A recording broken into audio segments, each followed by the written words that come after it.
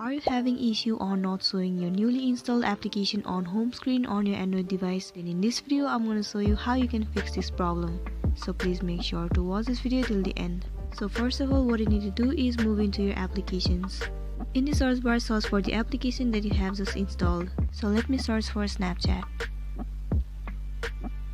Now what you need to do is long press this application, and it will automatically lead you to the home screen.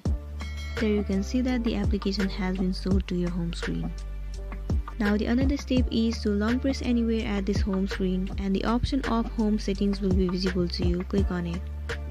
Here, if the option of add app icons to home screen is disabled, then your newly installed application won't be shown to your home screen. So what you need to do is enable this option.